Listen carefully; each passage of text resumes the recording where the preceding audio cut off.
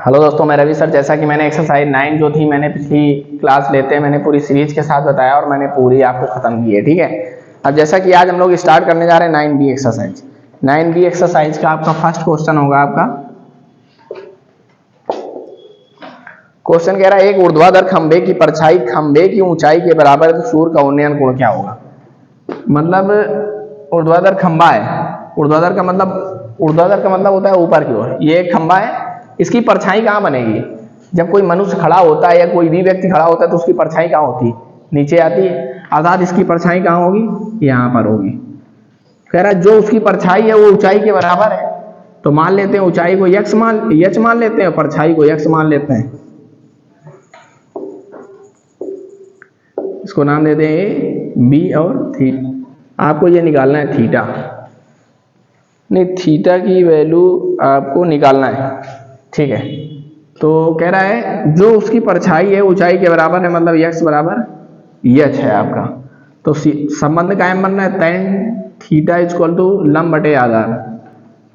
tan theta equal to लंब बटे आधार।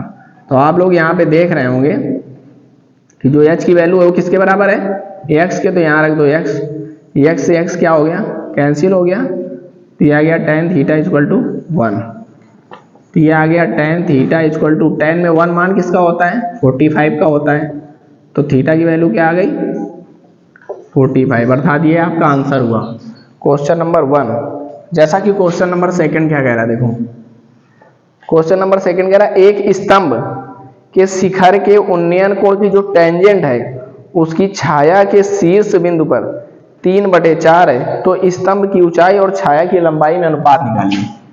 वही सेम बिल्कुल यही क्वेश्चन है आपका, बस इसमें क्या हुआ है, टेंजेंट दिया हुआ है। मतलब यहाँ पे जो tan थीटा की वैल्यू है वो आपको 3/4 दी हुई है। क्या दी हुई है,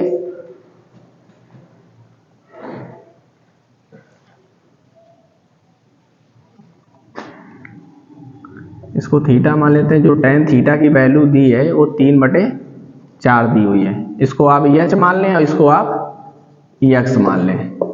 नाम दे दो ए, बी और सी।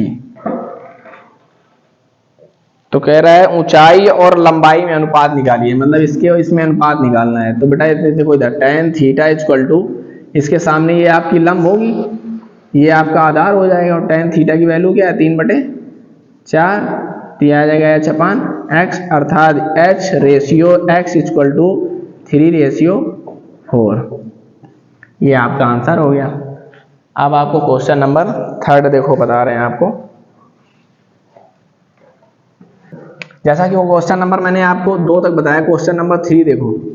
क्वेश्चन नंबर 3 में क्या कह रहा है, 50 मीटर ऊंची एक मीनार के शिखर से पृथ्वी पर एक बिंदु का अनुमान कोण 30 अंश है। बिंदु की मीनार के पाद से दूरी निकालना है। सबसे पहले तो हम डायग्राम बनाते हैं। मेन देखो हाइट एंड डिस्टेंस में क्या होता है, मेन डायग्राम ही होता है। हमने मीनार बना ली, कह रहा है ये मीनार की पाद बिंदु से दूरी निकालनी है, मतलब आपको ये निकालनी, तो इसको x मान लेते हैं। हाइट उसकी आपको दी है 50 मीटर, तो यहाँ बेटा 50 मीटर लिख दो आप। इसके बाद क्या कह रहा है, मीनार के पास से दूरी उसका अनुमान कोण 30 अंश कह रहा है। मतलब यहाँ भी 30 दे रहा है और यहाँ भी 30 बना रहा है। तो बेटा हम लोग देखो लंब बटे आधार का संबंध बन रहा है, तो यहाँ tan लगा देते हैं। tan थीटा बराबर क्या होगा, लंब बटे आधार। तो tan थीटा की वैल्यू दी है आपको 30 अंश, यहाँ रख दो। लंब की जगह रख दो 50 और इसकी जगह रख देंगे x। tan 30 की वैल्यू क्या होगी, 1/√3। ये हो जाएगा 50/x। तो x का गुणा इधर कर दो, तो x बराबर क्या आ जाएगा, 50√3। अर्थात ये आपका आंसर आ गया। ठीक है, क्वेश्चन नंबर 4 देखो।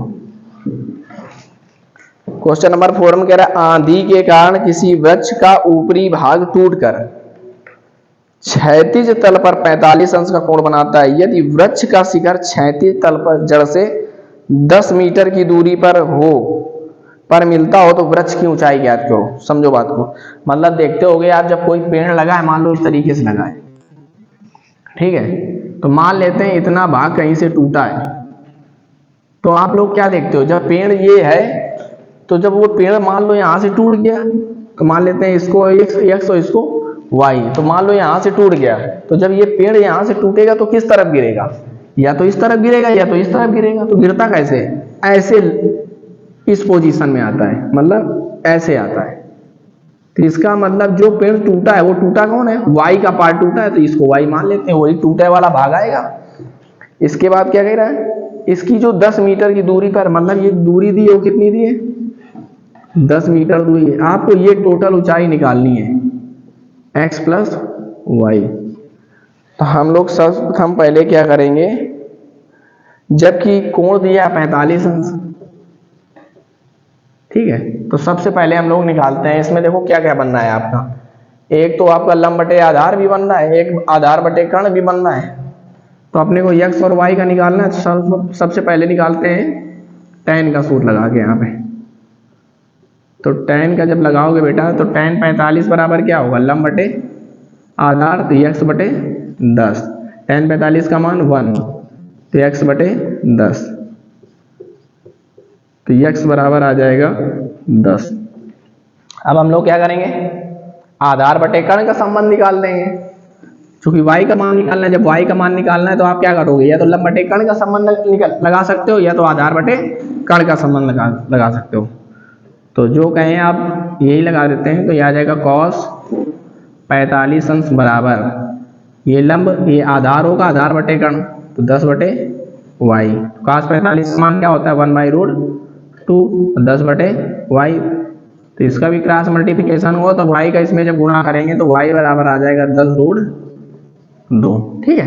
तो अपने पास क्या हो गया, x की वैल्यू आ गई और y की आ गई। अपने को चूंकि निकालना क्या है, x प्लस वाई, तो यहाँ आप रख दो x प्लस वाई बराबर, x की मान 10 निकला है, इसका मान निकला है 10√2। x प्लस वाई बराबर, इसमें 10 कॉमन ले लो, तो 1+√2। इसको आप ऐसे भी लिख सकते हैं, √2 पहले लिख दो और 1 बाद में लिख दो, ये भी आपका आंसर सही है। आप यदि क्वेश्चन हमसे ये कर सकते हो कि सर क्या √2 पहले हम क्यों लिख सकते हैं, तो आप देखते हो 1+2 लिखते हो आंसर 3 ही आता है, या 2+1 भी लिखें तो आंसर क्या आएगा, 3 आएगा। 1+2 करेंगे तब भी 3 आएगा, और 2+1 करेंगे तब भी 3 आएगा।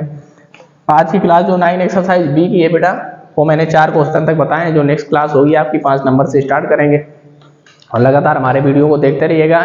ये भी एक्सरसाइज मैं पूरी तरीके से सीरीज के साथ ही खत्म करूंगा, ठीक है। और उसके बाद कोई नई एक्सरसाइज स्टार्ट करेंगे, जिससे आपकी हमारी क्लास लगातार मिलती रहेगी आपको, ठीक है। आज के इतना दोस्त काफ़ी, थैंक यू।